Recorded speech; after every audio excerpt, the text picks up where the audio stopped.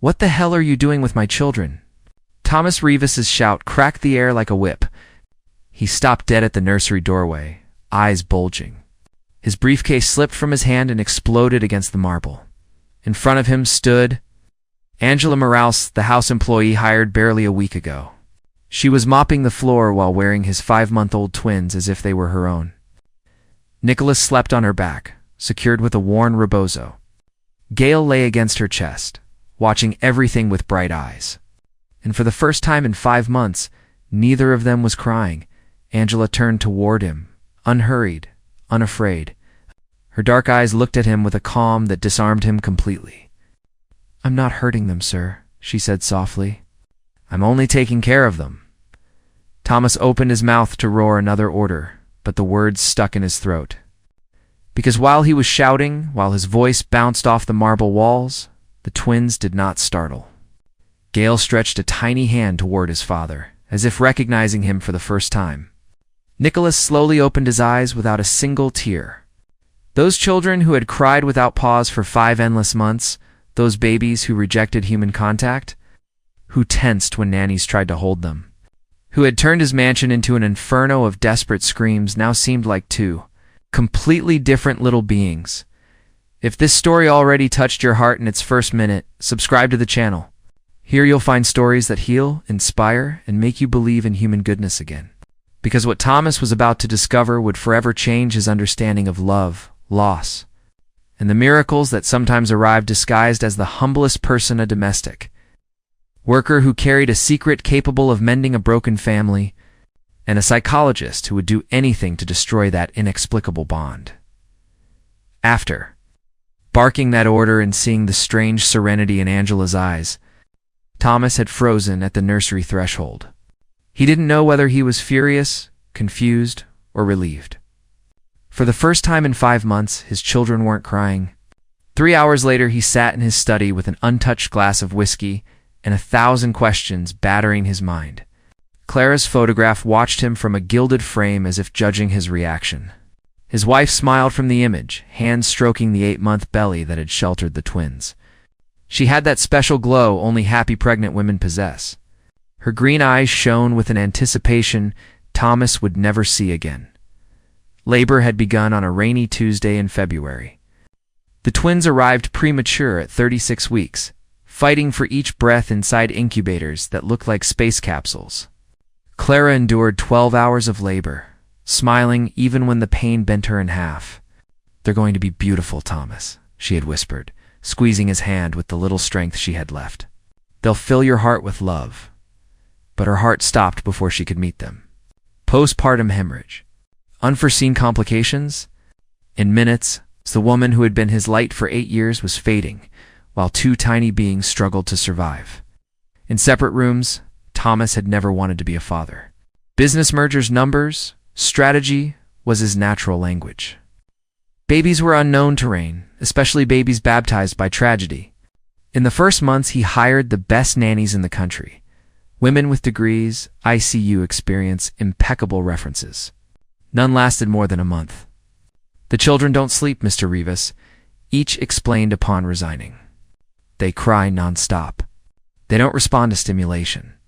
They need specialized help." Then came Dr. Marcela E. Barnes, a child psychologist, Clara's close friend from university, a 42-year-old woman with platinum hair and a smile that never reached her eyes. Harvard graduate, private practice in the city's most exclusive neighborhood. The authority of someone who had never doubted herself. "The babies are experiencing emotional trauma," she diagnosed during her first visit. Observing the twins from a clinical distance, the loss of the maternal figure at the most vulnerable moment of their lives has created a severe separation anxiety pattern. Her words sounded logical, scientific. Thomas clung to them like a life raft. "What do you recommend, doctor?" "Strict routine, controlled stimulation, no premature emotional bonds with temporary caregivers. The children need stability, not affective confusion." Under her supervision, the house became a clinic, military feeding schedules, timed naps, educational toys laid out according to developmental manuals. Perfect in theory. In practice, Nicholas and Gail remained inconsolable, crying until they were hoarse. That was when Angela Morales knocked at the service door a week earlier. Answering the classified ad the housekeeper had posted, domestic worker needed. Cleaning experience. References required. She had no university degree and had never worked in mansions. Her references were handwritten letters from neighborhood ladies attesting to her honesty and dedication. 31 years old, single mother of a teenage girl, living in a 2-bedroom apartment across the city. "I don't know anything about rich babies," she admitted during the interview, with the blunt honesty he now recalled vividly. "But I know how to clean. I know how to work hard. And I know I need this job." Thomas hired her out of desperation more than conviction. Fifth cleaning employee in 3 months. The previous ones had quit because of the tense atmosphere and the cries that never stopped. During that first week, Angela had supposedly limited herself to her tasks: vacuuming Persian rugs, polishing the marble corridors, cleaning windows. She worked in silence, moving through the house like an efficient shadow. But after what he had seen that afternoon, Thomas realized he'd been blind. The twins had been calmer those days. The cries hadn't vanished, but they had softened. He'd attributed it to Marcella's routine. The new medications, anything except the presence of a domestic worker who apparently had an inexplicable gift for soothing his children. How many times had Angela been near the twins without his noticing? How many times had she touched them while he buried himself in endless meetings? The image from that afternoon replayed in his mind like a loop. Angela mopping with both babies on her, as if it were the most natural thing in the world. The absolute tranquility on Nicholas's and Gail's faces. The way they had stretched their small hands toward him without fear, without tears. That night, Thomas made a decision that went against every protocol Marcella had set. After dinner, he went up to the twins' room. He found Angela exactly where he expected, sitting on the floor between the 2 cribs, legs crossed like a child. In her arms, Nicholas rested completely relaxed, while Gail played with his toes, letting out little gurgles of contentment. But it wasn't only that which stole his breath. It was the song. Angela was singing quietly, almost whispering a melody he recognized instantly. It was the same lullaby Clara used to hum during pregnancy, those nights she lay on her side, caressing her swollen belly while speaking to the babies. "Sleep, my child. Sleep, my son. Sleep, peace of my heart." The words floated like pure magic. The twins not only didn't cry, they smiled.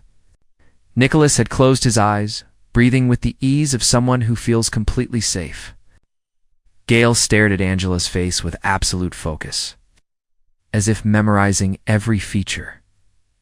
"Mr. Rivas." Angela's voice startled him.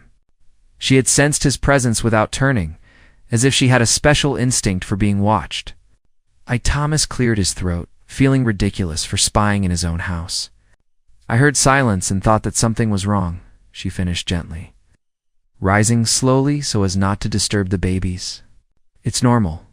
You're not used to them being calm." There was something in her tone that wasn't reproach and wasn't sympathy either, simply observation. As if it were an obvious truth he hadn't processed yet. "How do you do it?" he asked, his voice more vulnerable than he intended. "The specialized nannies? The psychologists no one has managed?"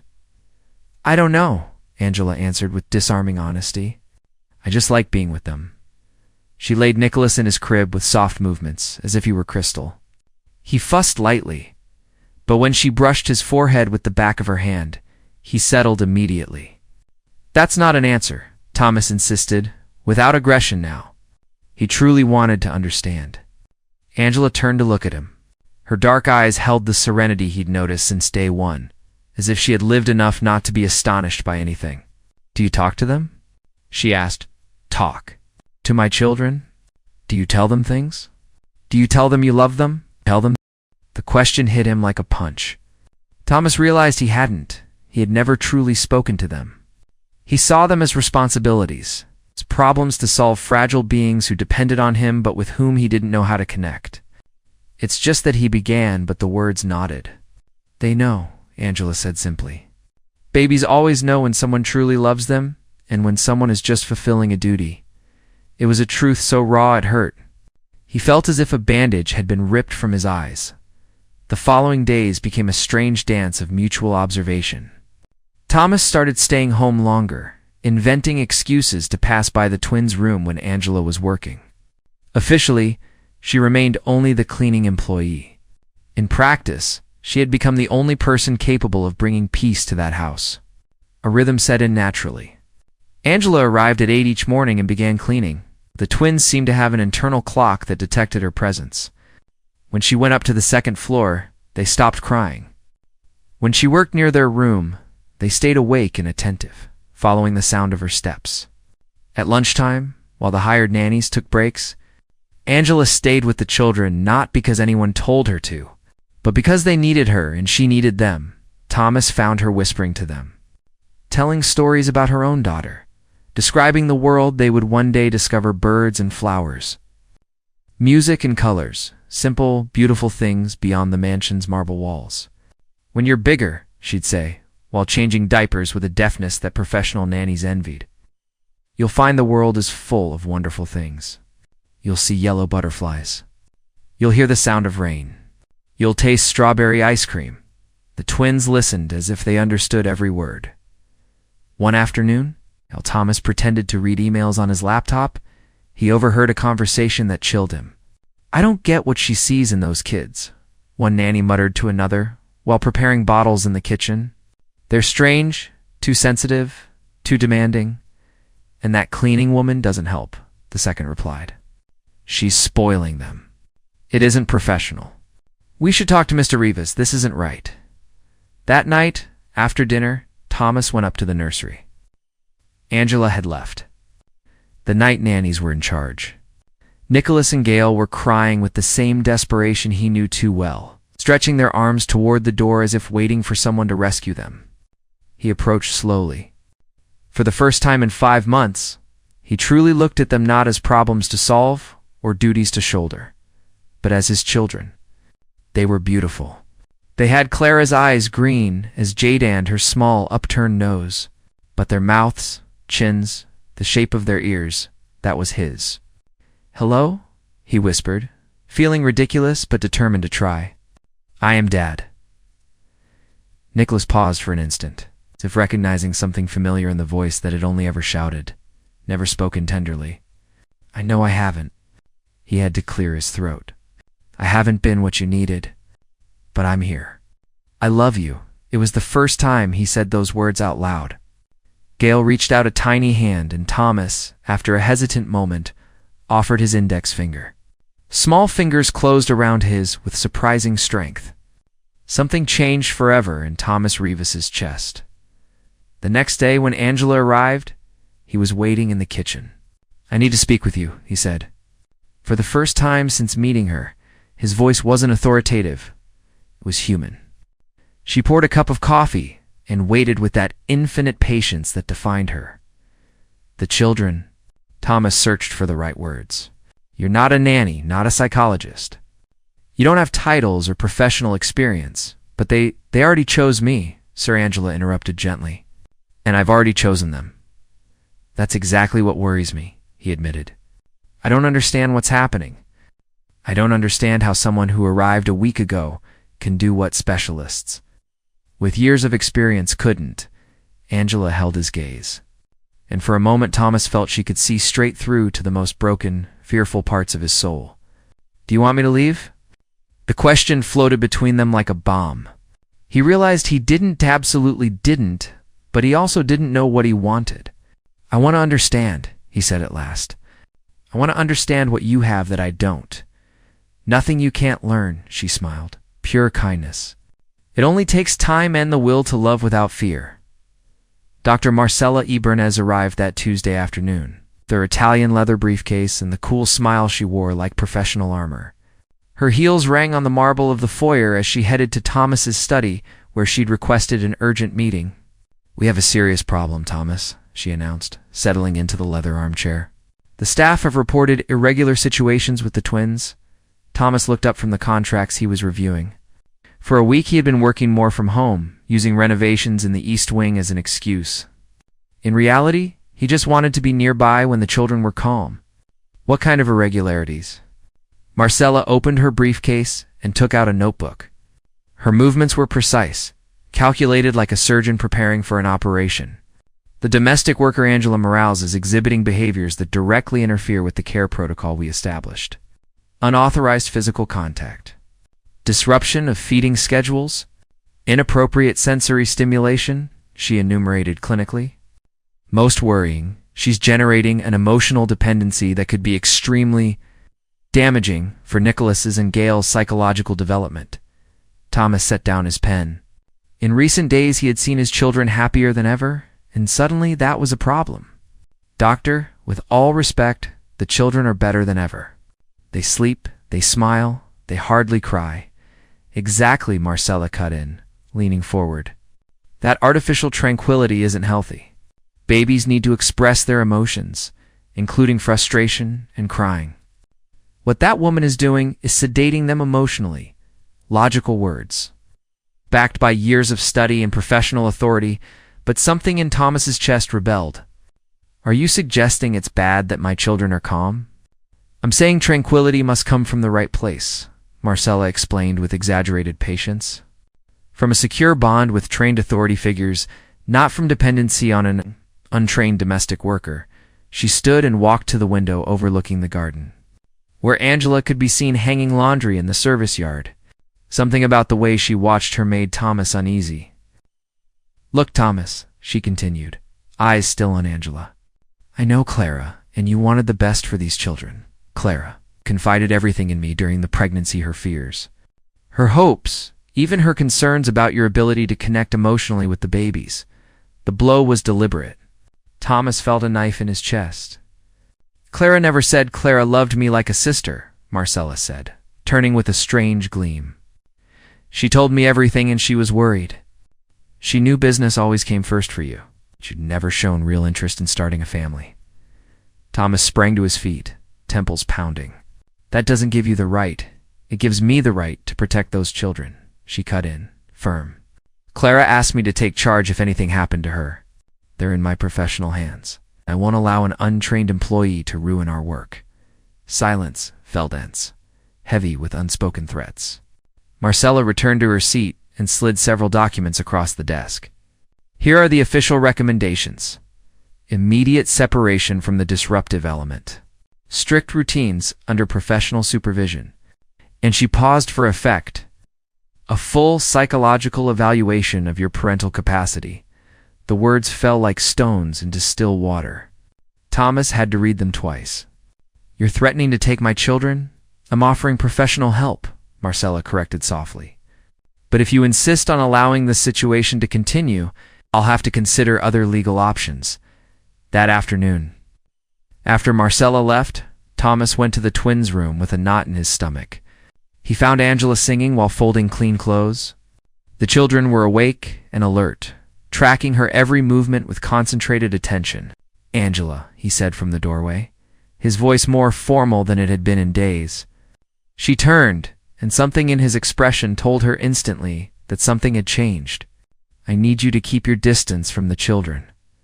The words came out like shattered glass. Angela blinked slowly, as if she hadn't heard right. Distance. The psychologist says, you're creating dependency. It isn't healthy. They need to learn. He stopped. The words rang hollow even to him. Just, please stay away. Angela didn't reply at once. She looked at the twins, who had begun to fret at the tense tone, then back at Thomas with deep sadness in her eyes and understanding. Is that what you want? She asked softly. Or is it what you were told to want? He had no answer. It's what has to be, he muttered, hating himself. Angela nodded slowly, approached the cribs one last time, stroked Nicholas's and Gail's foreheads, and left without another word. The twins began crying before she reached the stairs. The next 3 days were hell. The professional nannies resumed their strict routine feeds every 3 hours. Timed naps, controlled stimulation per manuals, perfect on paper. In reality, Nicholas and Gail returned to the constant desperation of their first months, crying until voiceless, rejecting bottles, tensing at anyone's arms.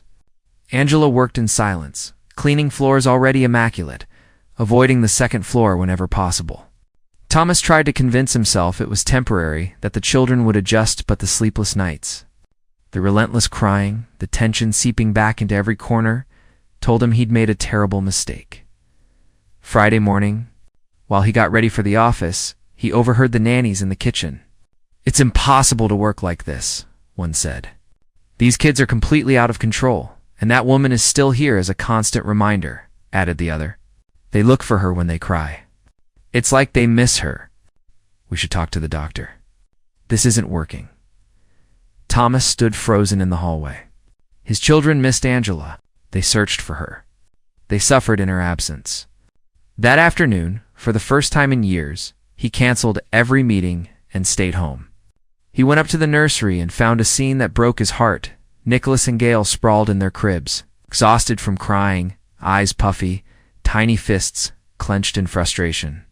A nanny tried to feed them. They turned their heads away. "Leave me alone with them," Thomas asked. She left, relieved. He approached the crib slowly. The twins watched him with Clara's green eyes only. Now there was something else in them, a sadness no child should have. "I'm sorry," he whispered, voice cracking. "I'm so sorry." He sat on the floor between the cribs, mirroring Angela's posture, and began to talk about his day, the weather, anything. It wasn't enough. He wasn't Angela. He didn't have that inexplicable magic that turned tears into smiles. That night, he made a decision that would change everything. The next day, he asked Angela to stay after hours. "I made a mistake," he said, the hardest words of his life. "The children need you, and I do too." Angela looked at him with those serene eyes that seemed to hold ancient secrets. "And the doctor?" "The doctor doesn't live in this house," Thomas said, with a steadiness he hadn't felt in days.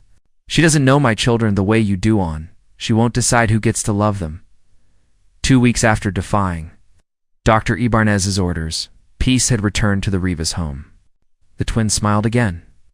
Angela resumed her natural rhythm with them, and for the first time since Clara's death, the mansion felt like a real home. But the calm was deceptive. Marcella had abruptly stopped visiting, citing scheduling conflicts whenever Thomas tried to reach her. The professional nannies resigned en masse, citing irreconcilable methodological differences. Officially, nothing had changed. Yet Thomas felt a growing tension, as if standing in the eye of a hurricane. It was during one of those seemingly quiet afternoons.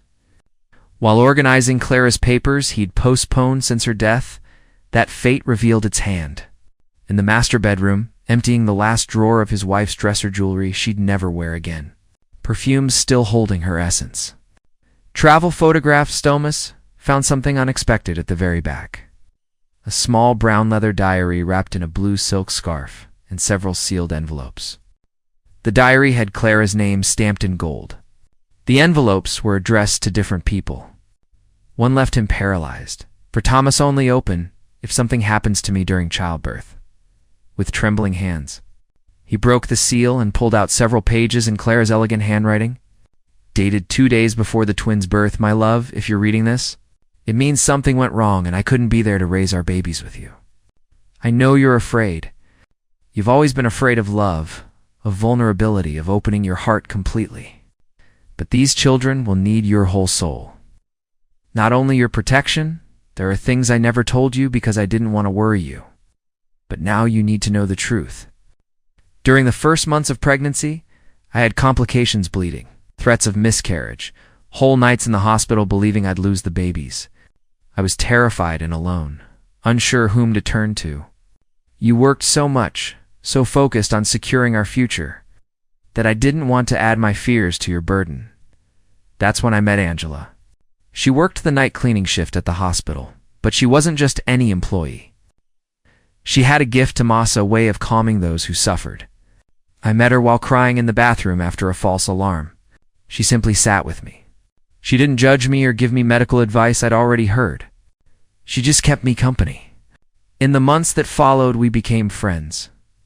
She visited me on hard days, brought herbal teas she prepared herself, told me stories about her daughter to distract me from fear.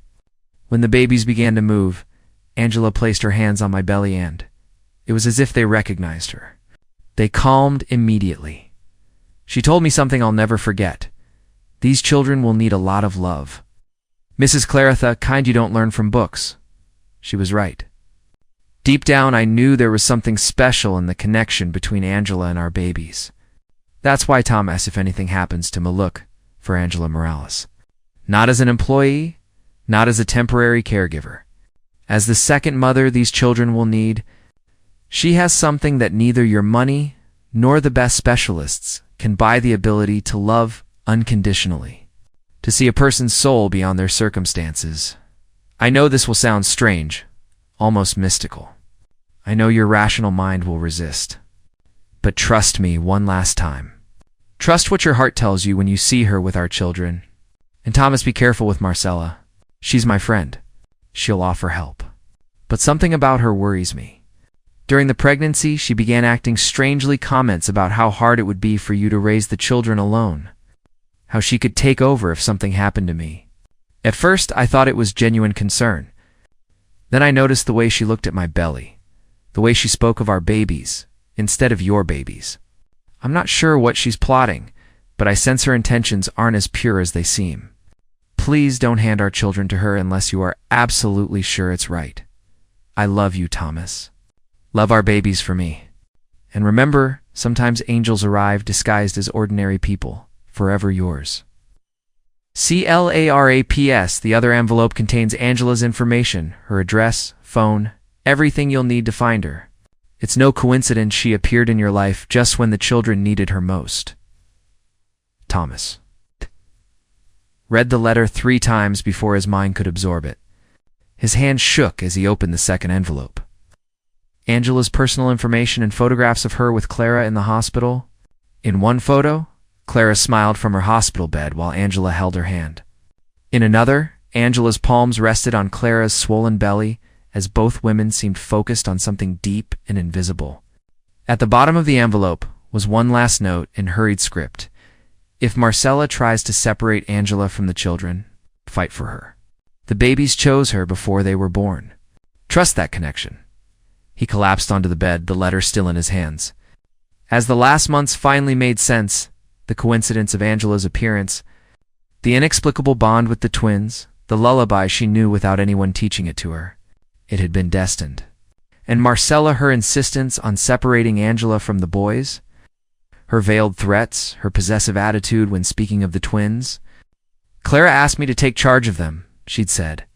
But Clara had asked for the exact opposite. Footsteps in the hallway pulled him from his thoughts. Angela was coming up the stairs after finishing her shift. Thomas hurried into the hall. "Angela, wait," he called out, Clara's letter still in his hand. She stopped and turned toward him with that familiar, serene expression. "Ma'am," he corrected himself, flustered. "I need to ask you something, and I need you to be completely honest. Did you know my wife?" Angela's face changed serenity, giving way to a deep sorrow mixed with something like relief. "Yes," she said simply. "I knew her. Why didn't you tell me?" She glanced at the letter in his hand. A sad smile crossed her face. "Because you weren't ready to hear it, Tand? Because I wasn't sure she would have wanted you to know?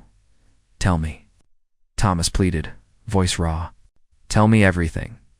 Angela sat on the top step, as if the conversation would be long. Thomas sat across from her, and for the first time since they'd met, there was no hierarchy, only to people who had loved the same extraordinary woman. "I met Mrs. Clara when she was very scared," Angela began softly. "Doctors had warned she might lose the babies, and she felt very alone. I worked the night shift at the hospital. Sometimes people need more than medicine. They need someone to listen. Why didn't she tell me she was scared?" "Because you were scared too, sir." She knew it. "You worked so much because that was how you showed love-making. Sure, she and the babies had everything, but she needed company." Guilt lanced Thomas so sharply he could barely breathe. "During those months," Angela continued, "she spoke of you often, how good you were, how much you loved her, but also your fears. She feared you wouldn't know how to connect with the babies. That work would keep you away, as it had during the pregnancy." "She was right," Thomas admitted hoarsely. "But she told me something else." Angela leaned forward. "She said you had a huge heart, but you'd learned to protect it so much you sometimes forgot to use it. And that these babies would teach you to love with it again? That these babies... The tears he had held back for months finally ran down his cheeks. When I learned she died and you needed a house employee... Angela paused, choosing her words. It wasn't an accident that I applied. It was a promise I made. What promise?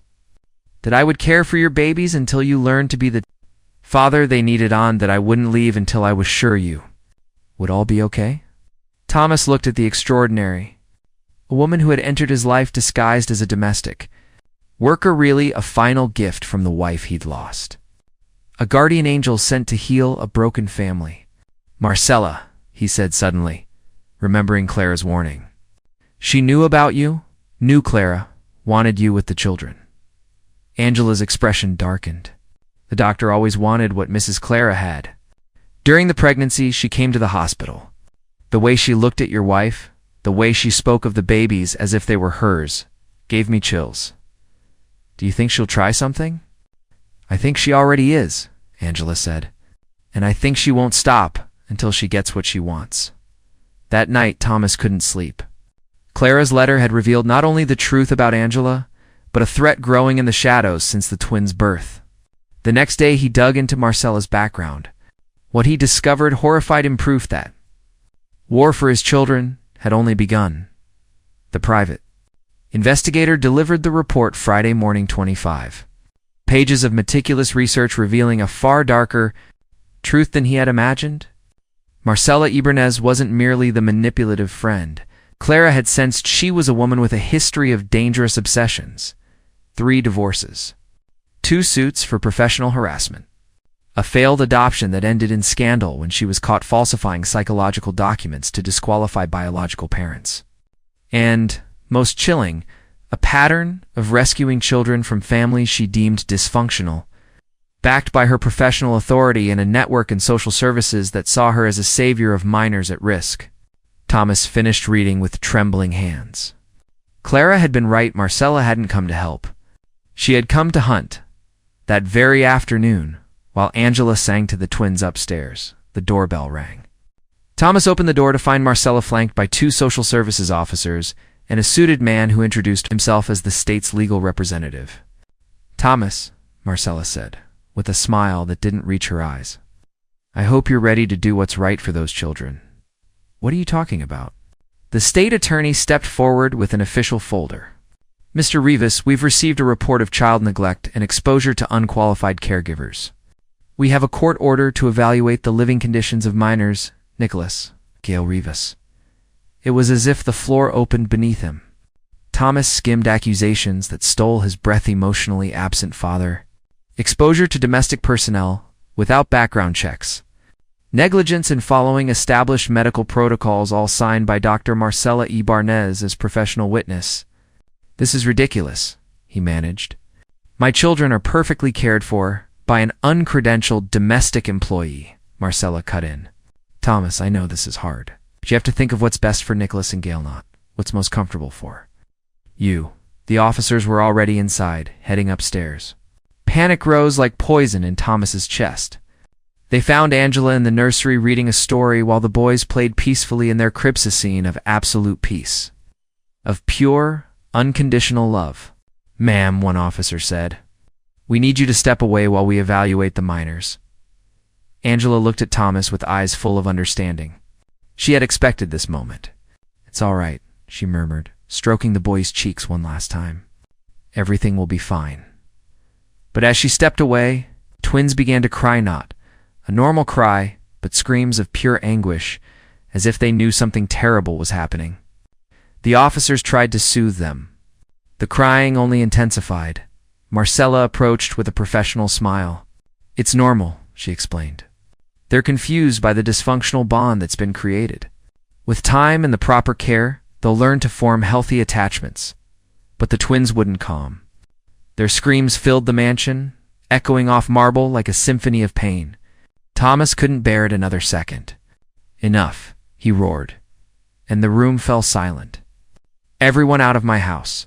The state attorney straightened.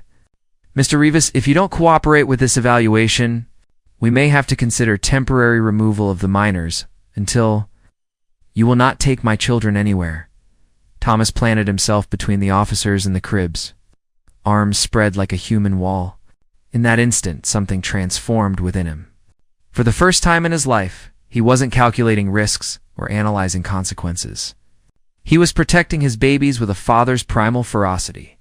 "Thomas," Marcella said in a condescending tone, "you're reacting emotionally. This isn't what Clara would have wanted. Don't you dare mention my wife." He pulled Clara's letter from his pocket and held it to Marcella's face. "I know the truth. She warned me about you. I know exactly what you're trying to do." Color drained from Marcella's face. For the first time since arriving, her mask cracked. "I don't know what you're talking about."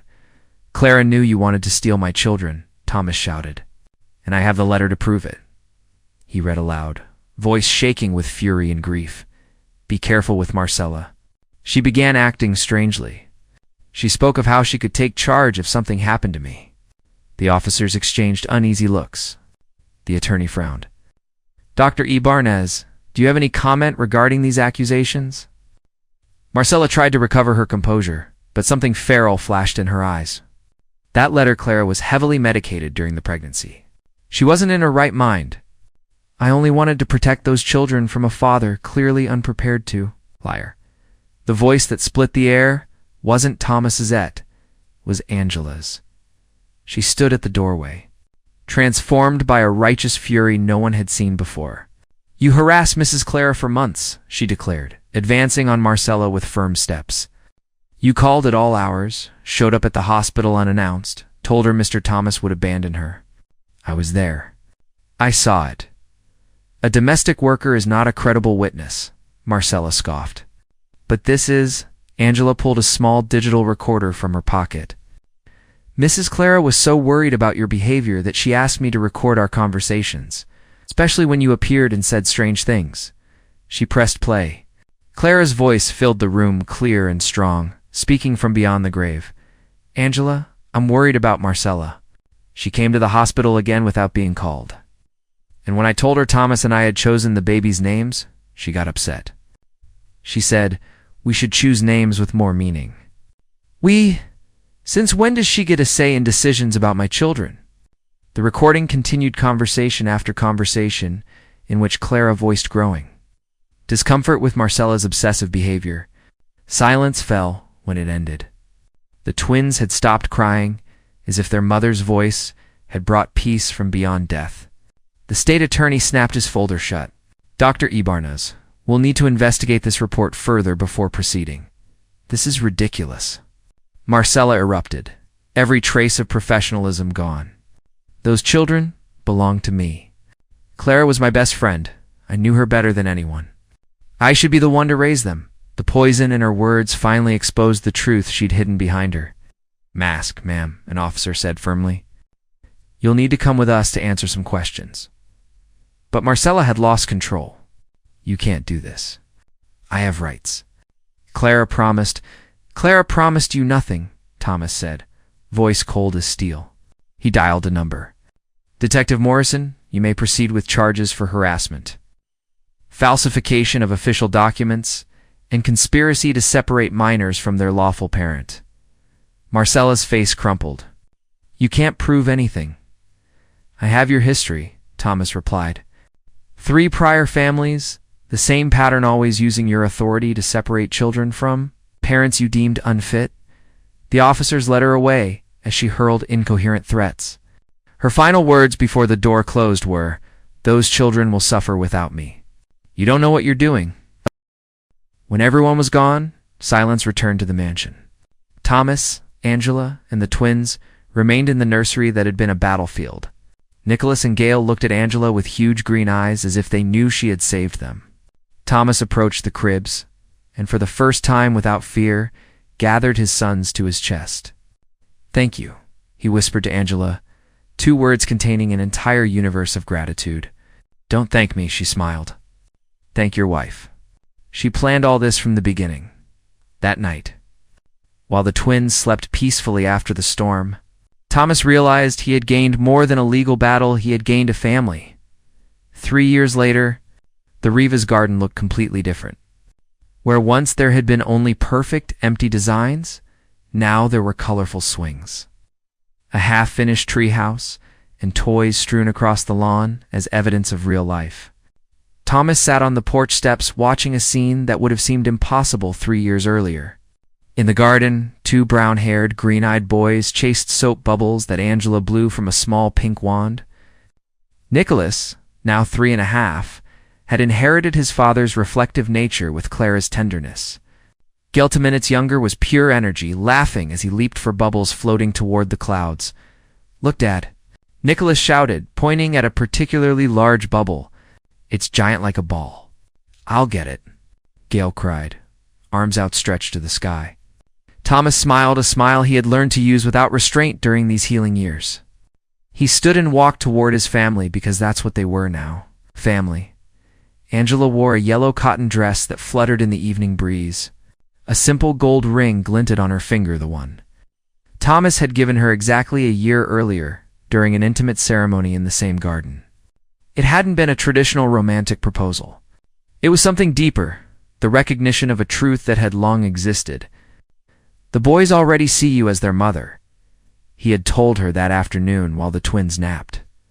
"I already see you as my wife. All that's left is to make it official." Angela had cried not from sadness, but because all the broken pieces of their lives had finally clicked into place. Now, watching this extraordinary woman playing with his children, Thomas recalled Clara's words. Sometimes angels arrive disguised as ordinary people. Clara had been right about everything. The investigation into Marcella revealed a decade-long pattern, 5 families victimized by her manipulations. In 3 cases, she had won temporary custody using her professional authority. The children were eventually returned, but not without traumas that would take years to heal. Marcella was now serving an 8-year sentence for conspiracy, falsifying official documents, and abuse of authority. Her license had been permanently revoked, but Thomas no longer thought about her. She belonged to the past, to that dark time when he didn't know how to be a father or open his heart without fear. "Dad, come," Gail yelled, racing toward him, arms open. Thomas crouched and swung his younger son into the air until laughter filled the garden. Nicholas quickly joined, clinging to his father's leg and asking for a turn.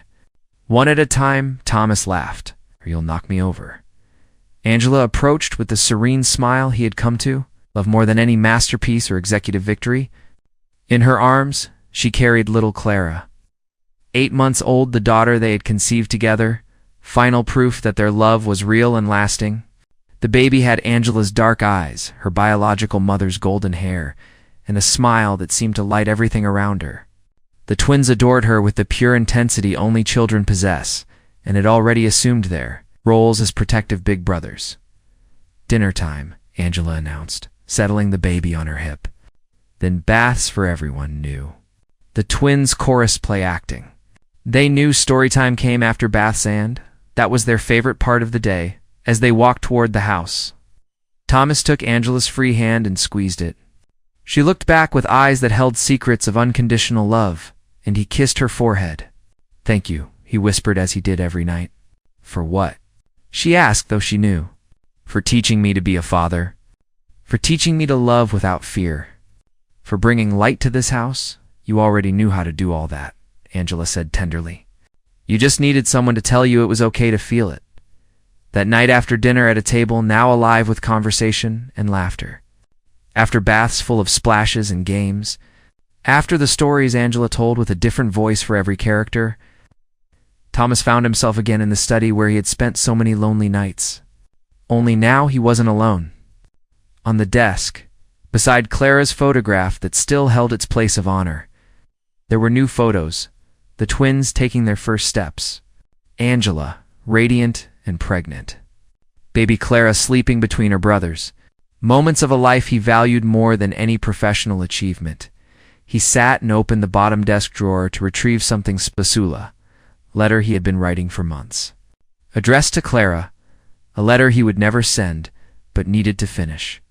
Outside, under the moon, the flowers Angela had planted the previous year were in full bloom. Among them, a small white rose bush that had sprouted on its own, grew strong and beautiful. as if Clara had sent one last sign of approval from a place where love never dies. Not all angels have wings. Some arrive with a mop in hand and a heart willing to love what no one else sees.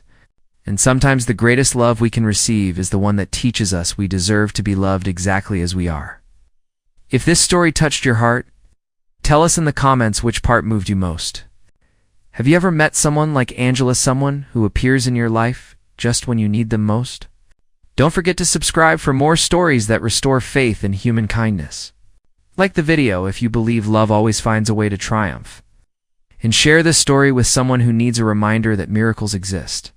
We'll see you in the next story, where we'll keep exploring the invisible connections that bring destined people together. Millionaire discovers his maid carrying his twins, and everything comes to light. The mansion stood silent under the fading light, the last rays of sunset stretching across the cold marble floor. Daniel Foster, one of the city's most respected attorneys, returned home from a grueling day in court. His leather briefcase slipped from his hand and hit the ground with a heavy thud the moment he stepped into the nursery. What he saw froze the blood in his veins. In front of him stood Sofia Alvarez, the housemaid he had hired just a week ago, mopping the floor while carrying his children as if they belonged to her. Ethan slept soundly on her back, secured with a worn-out cloth. Liam rested against her chest, his clear eyes wide open, quietly observing the world. And strangely enough, neither of them cried. For the first time in 5 endless months, the house was not filled with heart-wrenching wails. Daniel froze at the doorway, his heart pounding with chaotic beats. He had grown used to sleepless nights, to relentless crying, to that gnawing helplessness that often boiled into anger. But the scene before him now left him both furious and shaken. "What the hell are you doing with my children?" Daniel's voice cracked through the room like a whip, tearing apart the rare silence. Sophia turned slowly, her gaze steady, unflinching. Her deep dark eyes met his with a calm that defied explanation. "I'm not harming them, sir," she replied softly, her voice as gentle as a breeze. "I'm only caring for them." Daniel wanted to bark another order, to snatch his children from the arms of this stranger. Yet his throat locked tight. In that moment of shouting, he realized something uncanny. Ethan still slept peacefully. Liam still looked at him with clear, fearless eyes. In fact, those tiny hands even reached toward him, as if longing for closeness. After shouting that command and seeing the strange calmness in Sophia's eyes, Daniel stood frozen at the threshold of the nursery. He didn't know whether he was angry, confused, or relieved. 3 hours later, he was sitting in the library, a glass of whiskey untouched on the desk, while thousands of questions crowded his mind. In his mind, memories surged, tearing down the defenses he had tried so hard to build over the past 5 months. Images of Emily, the woman who had once been the only light in his life, came rushing back in painful clarity. Emily was not an attorney, nor did she live in the world of courtrooms and complex contracts. She was an art teacher, her hands often stained with paint, her green eyes always sparkling with belief in beauty. Daniel, rigid and ruled by logic and law, had once thought love wasn't meant for him. But Emily had proven him wrong. She brought into his life a world of colors and laughter. They married, living 8 radiant years together. And then, one autumn afternoon, Emily announced she was pregnant. He remembered that moment vividly, shock mixed with dread. Daniel had never pictured himself as a father. He was afraid, because his life was made of arguments and calculations, leaving no space for fragility. But Emily was different. She poured her entire heart into the children who had not yet been born. As her belly grew, Emily would often lie on her side, softly humming lullabies. Daniel barely paid attention, burying himself in work. He thought building a secure future, was enough. He didn't realize that each lullaby planted seeds of love in their unborn children's hearts. Then the day of birth arrived. Rain lashed against the windows, wind howled outside. Emily entered labor with a radiant smile despite the pain twisting her body. For nearly 12 hours she fought, still holding Daniel's hand, whispering, "These babies will make you happy, Daniel. They will fill your heart." TD. But before his heart could be filled, hers stopped beating. Blood loss came too fast, beyond the doctor's control. In an instant, Daniel lost his wife, lost his anchor, left only with 2 fragile infants crying in the sterile glow of incubators. He had not been prepared to be a father. Now he was forced to endure grief while facing 2 premature babies who screamed until their voices broke. The months that followed turned the mansion into a prison of sorrow. Daniel buried himself in work, hiring one nanny after another. All left, complaining that Ethan and Liam would not sleep, would not eat, would not let anyone hold them. Each time, Daniel sank deeper into despair. He kept telling himself he only needed the right expert, the right method. And when the best nannies failed, he turned to Dr. Margaret Cole, a child psychologist. Margaret had been Emily's friend from college. 41 years old, tall, with platinum hair always in a neat bun, a polite smile that never reached her cold eyes. She entered the Foster household with the confidence of someone who believed she held every answer. "These infants are experiencing trauma," she concluded after a single observation. "Losing their mother at the moment of birth has caused severe separation anxiety. What they need is discipline, not indulgence." Daniel clung to her words like a drowning man to driftwood. He asked what to do. Margaret laid out her plan, precise feeding and sleeping schedules down to the minute, no changes, no exceptions. No emotional bonding with temporary caregivers, as that would cause emotional confusion. The twins' room was arranged like a miniature laboratory, toys placed according to manuals, lighting adjusted, noise controlled. It all sounded scientific, logical. Daniel trusted and followed every instruction, but reality was cruel. Ethan and Liam still cried until their voices broke, their eyes swollen, their tiny bodies trembling from exhaustion. All that flawless theory only turned the mansion into a sterile clinic, stripped of warmth. At that very moment, a week earlier, Sofia Alvarez had knocked on the service wing door, answering the small ad the housekeeper had posted. "Housemaid wanted, experience in cleaning, references required." She had no college degree and had never worked in a mansion before. Her references were handwritten letters from neighborhood women attesting to her honesty and dedication. 31 years old, she lived in a 2-room apartment across the city. "I don't know anything about rich babies," she had said during the interview, with a blunt frankness that now echoed in his mind. "But I know how to clean, I know how to work hard, and I know I need this job." Daniel had hired her out of desperation, more than trust. She was the 5th maid in 3 months.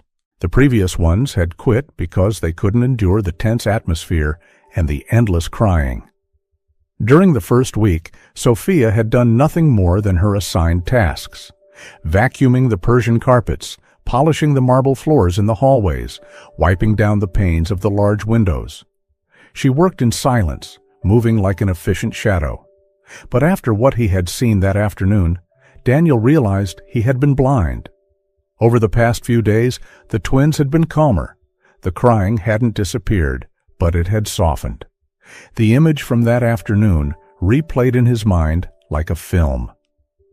Sofia was mopping the floor while carrying the 2 children as if it were the most natural thing in the world. The absolute serenity on Ethan and Liam's faces, the way their tiny hands reached out toward him, without fear, without tears. Daniel sat in his study, a glass of whiskey untouched in his hand, wondering, why was everything he gave meaningless? Why could no degree, no expert, accomplish what one ordinary woman, Sofia, had managed in just a few days? That night, Daniel made a decision that went against all of Margaret's procedures. After dinner, he went up to the twins' room. he found Sophia exactly where he expected her to be, sitting cross-legged on the floor between the two cribs, like a child herself. In her arms, Ethan lay completely relaxed, while Liam played with his toes, giggling in little bursts of contentment. But it wasn't only that which took his breath away. It was the song. Sophia was singing softly, almost whispering a lullaby he recognized at once. It was the same tune Emily used to hum during her pregnancy, on those nights she lay on her side, stroking her belly and speaking to their babies. "Sleep, my child, sleep, my sunshine, sleep, peace of my heart." The lullaby floated through the air like a forgotten spell, wrapping the nursery in a tenderness Daniel hadn't felt since Emily was alive. The twins not only stopped crying, they smiled. Ethan had already closed his eyes, breathing with the steady rhythm of someone who felt completely safe. Liam stared intently at Sophia's face, as if trying to memorize every feature. "Mr. Foster." Sophia's voice startled him. She had sensed his presence without turning around, as though she possessed some instinct that told her when she was being watched. Daniel stammered, feeling foolish for sneaking around in his own home.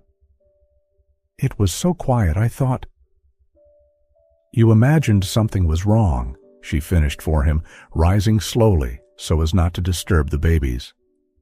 "It's normal." Her voice carried no reproach, no comfort, just an observation, like an obvious truth he hadn't yet processed. "How do you do it?" Daniel asked, his tone weaker than he intended. "The professional nannies, the psychologists, none of them could manage this." "I don't know," Sophia replied honestly. "I just like being with them." She placed Ethan in the crib with movements as gentle as if she were setting down a piece of fragile crystal. The baby whimpered in protest, but as soon as she brushed his forehead with the back of her hand, he calmed immediately. "That's not an answer," Daniel pressed, though without anger. He truly wanted to understand. Sophia turned to face him. Her dark eyes held the same tranquility he had seen from the first day, as though she had lived enough not to be surprised by anything. "Do you talk to them?" she asked. "Talk? To your children? Do you tell them things? Do you tell them that you love them?" The question struck him like a punch to the gut. Daniel realized he hadn't. He had never truly spoken to his children. He looked at them as responsibilities, problems to be solved, fragile beings dependent on him. But he didn't know how to connect. The words caught in his throat. "They know," Sophia said simply. "Babies always know when someone truly loves them or is just fulfilling a duty." A raw truth so sharp it hurt. The following days turned into a strange dance of mutual observation. Daniel began staying home more often, inventing excuses to pass by the nursery whenever Sophia was there. That afternoon, after Sophia went out, Daniel returned to the nursery. He saw Ethan and Liam crying in that familiar desperation, reaching their hands toward the door as if waiting for someone to appear and rescue them. Slowly, he approached the cribs. For the first time in 5 months, he truly looked at his children, not as problems to solve or responsibilities to bear, but as his own. They were beautiful, with Emily's eyes, green as emeralds, and the little upturned nose, but their mouths, chins, and the shape of their ears were his. "Hello," he whispered, feeling awkward but determined to try. It's Dad." Ethan stopped crying for a moment, as if recognizing something familiar in the voice that until now had only barked orders, never spoken gently. "I know I haven't." Daniel cleared his throat to continue. "I've never been what you needed, but I'm here. And I love you." For the first time, he said the words out loud. Liam reached out his tiny hand toward him, and Daniel, after a brief hesitation, extended his index finger. The little fingers clutched his own with surprising strength.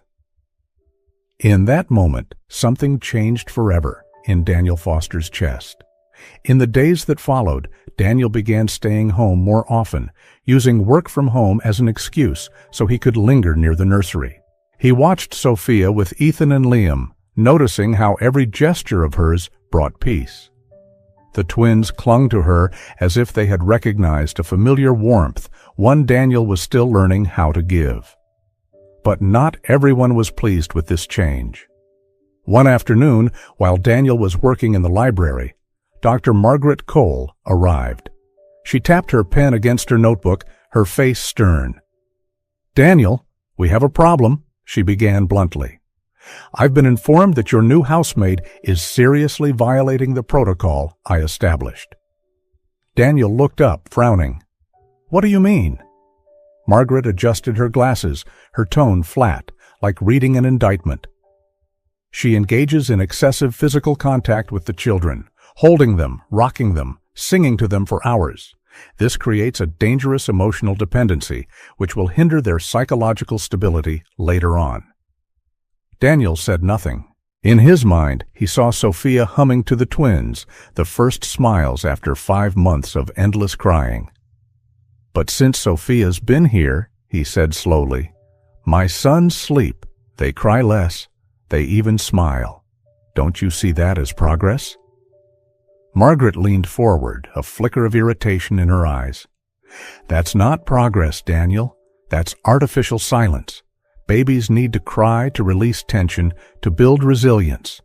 If an outsider constantly soothes them, they'll become dependent, fragile."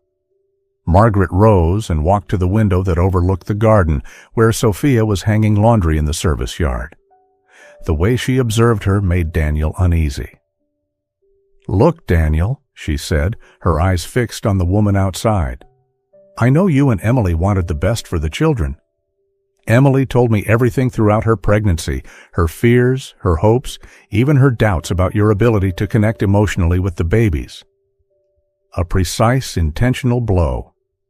Daniel felt as if a knife had been driven into his chest. "Emily never—" "Emily loved me like a sister," Margaret interrupted, turning back with a strange gleam in her eyes. "She confided everything in me and worried Daniel. She knew work was always your priority, that you never truly wanted a family." Daniel shot to his feet, the veins pounding at his temples. "That doesn't give you the right—" "It gives me the right to protect the children," Margaret cut him off, her voice steely. "Emily asked me to look after them if anything happened. Right now, they are my professional responsibility, and I will not let an uneducated maid undo everything." The heavy silence that followed was thick with unspoken threats. Margaret returned to her chair and pulled out a stack of papers. "Here is the official recommendation," she said, sliding them across the desk. "Remove the disruptive influence immediately, impose a strict schedule under professional supervision, and," she paused for emphasis, "conduct a comprehensive psychological evaluation of your capacity as a father." The words fell like stones into still water. Daniel had to read them twice to fully grasp their weight. "You're threatening to take my children?" "I'm offering professional support," Margaret softened her tone. "But if you continue letting this situation persist, I will have to consider other legal avenues." Daniel looked down at the papers. Everything appeared official, stamped with medical and institutional seals. He felt adrift in a foreign sea, without compass or map. That afternoon, after Margaret left, Daniel went up to the nursery with a knot in his stomach. He found Sophia humming a lullaby while folding clean clothes. The twins were awake, watching her every movement with that familiar focus. "Sophia!" he called from the doorway, his tone more formal than it had been in recent days. She turned, and Daniel's expression told her instantly that something had changed. I need you to keep your distance from the children." The words shattered like broken glass. Sophia blinked slowly, as if she hadn't heard correctly. "Distance? The psychologist says You're creating dependence. It isn't healthy. The children need to learn." He trailed off because even he could hear how empty it sounded. "Please stay away from them." Sophia did not reply at once. She looked at the twins, who were already growing restless at the tension in his voice. Then she looked at Daniel.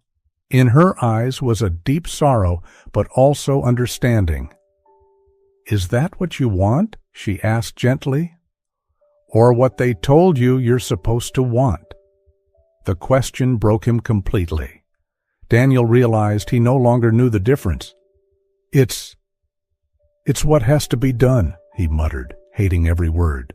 Sophia nodded slowly, approached the cribs one last time, gently stroked Ethan and Liam's foreheads, and then left the room without another word.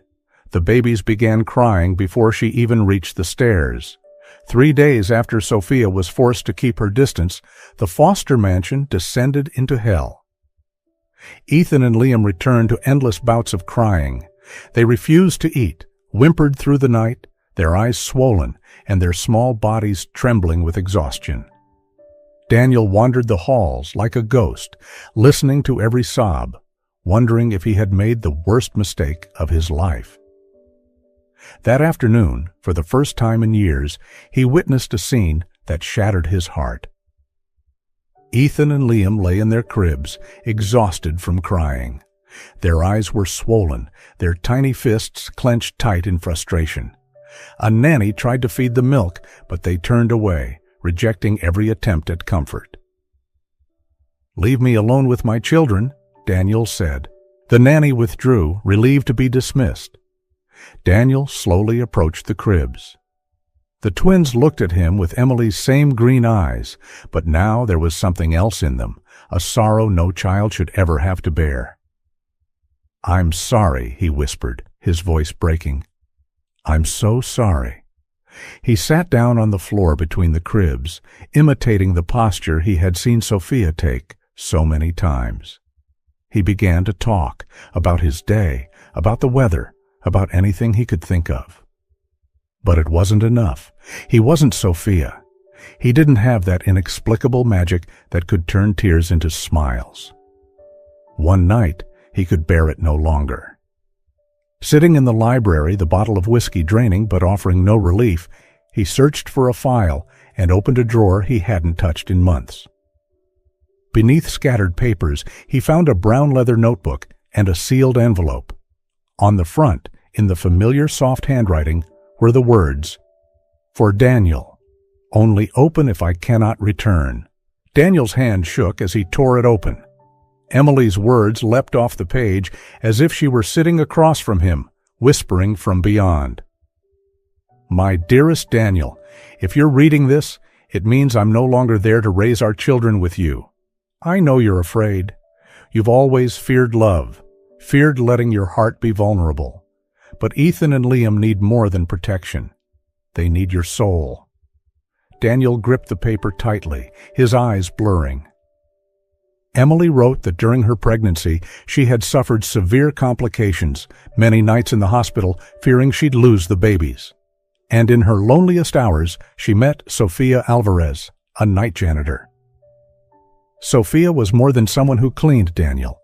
She had a strange way of easing pain. "I once cried in the hospital bathroom, and Sophia simply sat with me, saying nothing, just listening. From then on, we became friends. She brought me herbal tea, and whenever she laid her hands on my belly, the babies instantly calmed. As a mother, I knew there was already an invisible bond between Sophia and our children." Daniel read that passage again and again, his heart tightening. Emily continued, "If I don't make it, please find Sophia, not as a maid, but as a second mother to our children. She has something no degree or money can buy, the ability to love unconditionally. Trust me one last time, Daniel. Trust your heart when you see her with the boys." A tear fell onto the page. But the letter wasn't over. Emily had left a warning. "Be careful with Margaret. I know she's an old friend, but during my pregnancy I began to worry. She often said that if you were too busy, she could raise the babies for me. The way she looked at my belly unsettled me. I'm not sure what her intentions are, but please don't hand our children to her without thinking." Daniel sat in the dark, the letter trembling in his hand. Memories surged. Sophia singing Emily's lullaby, the peace she brought to the twins, Margaret's cold insistence on scientific methods. The pieces fell into place, forming a picture that finally made sense. He opened the second envelope Emily had left. Inside were Sophia's details: address, phone number, even photographs of them together at the hospital. One photo showed Sophia pressing her hands against Emily's rounded belly, both women smiling with a bond too deep for words. Daniel collapsed into the chair, tears streaming as they hadn't in months. Deep down, he knew Emily had been right. Sophia's presence was no coincidence. She was Emily's final message, a miracle disguised as an ordinary woman. That night, Daniel made a decision that would change everything. The next day, Sophia was climbing the stairs after finishing her work for the day. Daniel sprang to his feet and stepped into the hallway. "Sophia, wait," he called out, the letter still in his hand. She stopped and turned back with her familiar, calm expression. "Miss, I must ask you this, and I need the truth." Sophia nodded, waiting. "Did you know my wife?" Sophia's face changed. The calmness gave way to a deep sorrow mixed with something like relief.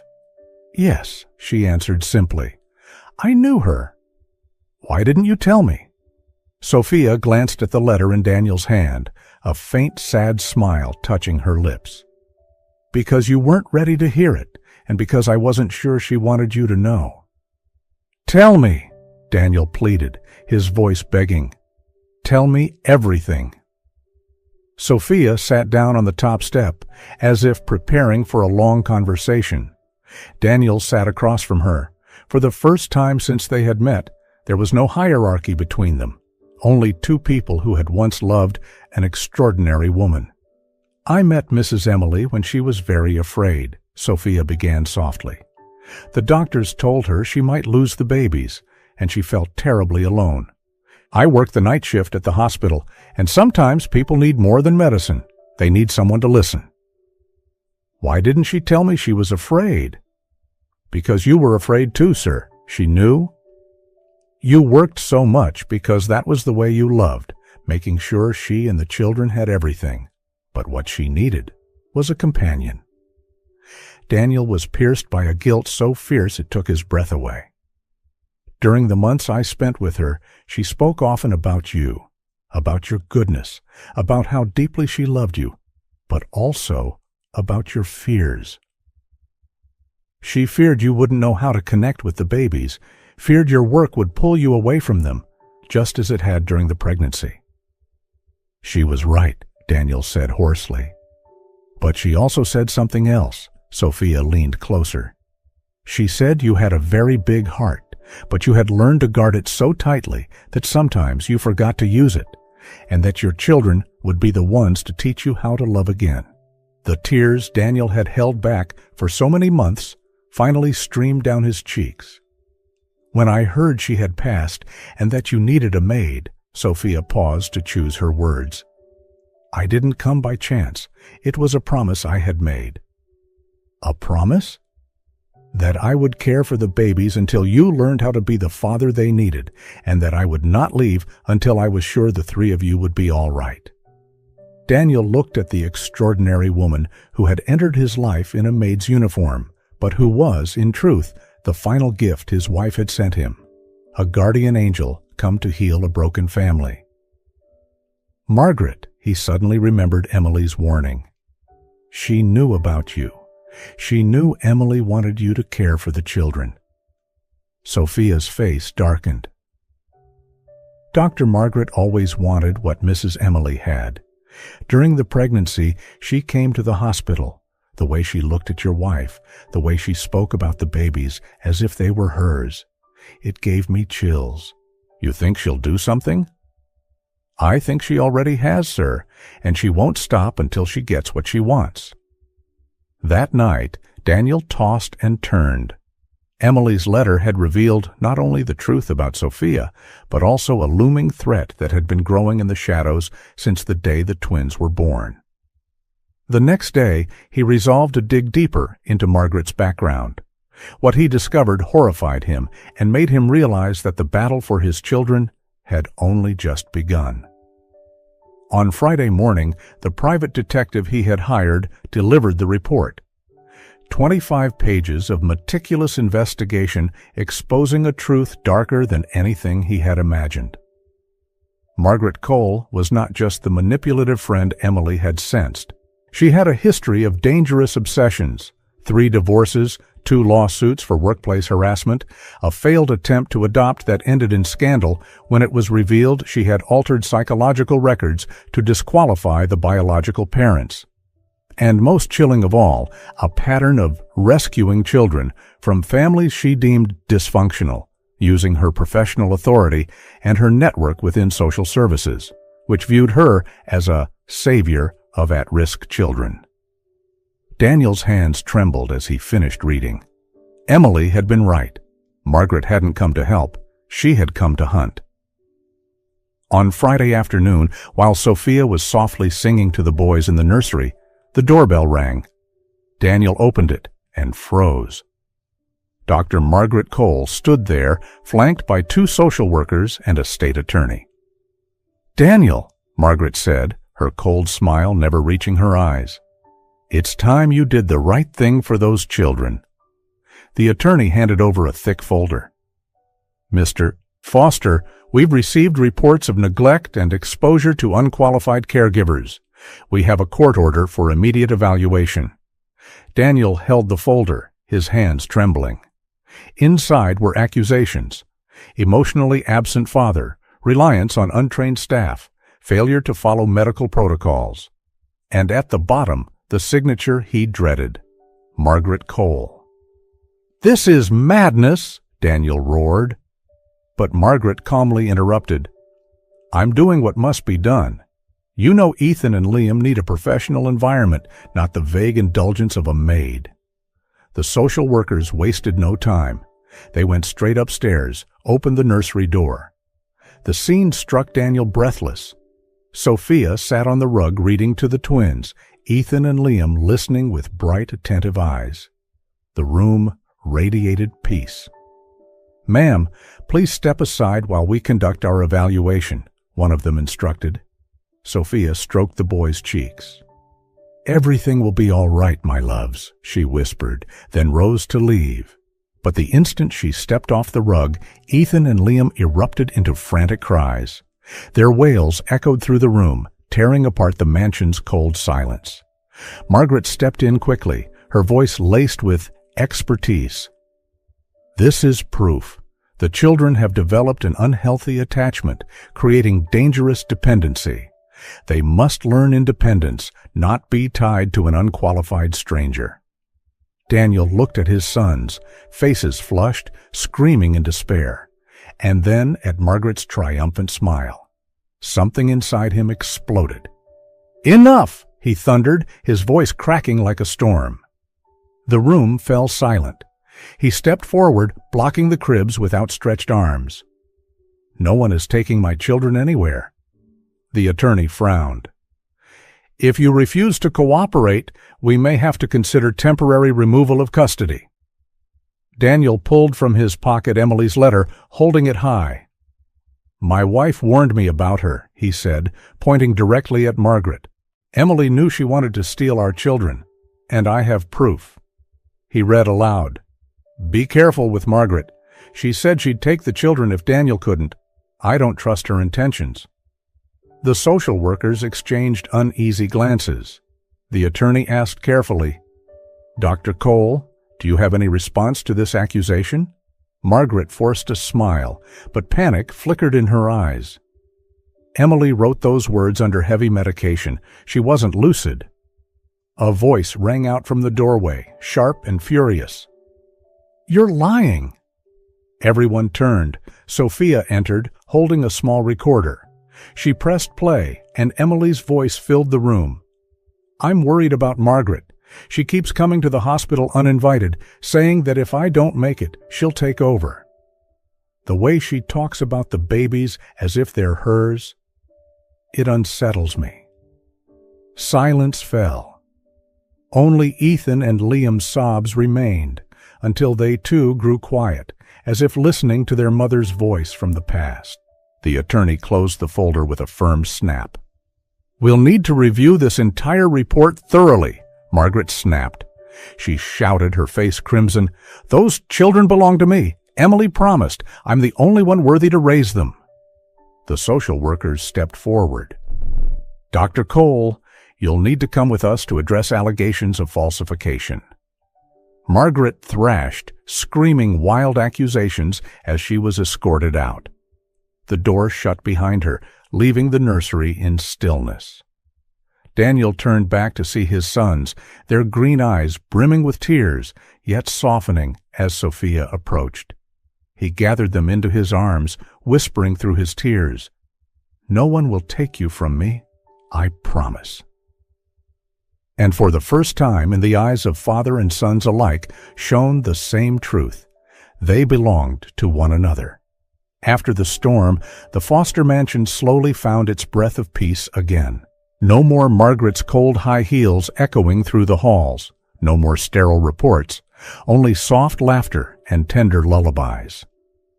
Daniel began to change. He no longer hid in the library or drowned himself in work as before. In the mornings, instead of rushing to the office, he lingered in the nursery, practicing how to hold his sons, learning to change diapers under Sophia's patient guidance. His early attempts were clumsy, awkward, but every smile, every tiny grip of Ethan and Liam gave him courage. Sophia still carried herself humbly as a housemaid, but Daniel knew the truth. To the boys, she was already their light. Ethan was quiet, observant. Liam was lively, quick to laugh. Both of them turned toward Sophia whenever she entered the room, like seedlings stretching toward the sun. One afternoon, Daniel stood at the doorway, quietly watching Sophia spin a fairy tale for the boys. Her voice was warm, her hands animated the story with graceful gestures, making the children's eyes sparkle. When she finished, they kept gazing at her, afraid the peace might vanish if they looked away. Daniel spoke softly, his voice rough. "Thank you, Sophia, not just for caring for the boys, but for giving me the chance to learn how to be their father." Sophia looked up, calm eyes glowing with warmth. "Mr. Foster, you don't need to learn from me. Your heart was there all along. You only needed the courage to open it." Her words loosened the last knot binding Daniel. He realized he had been living in defense, afraid to love because he feared losing again. But Sophia, with her quiet presence and unconditional love, had shown him the truth.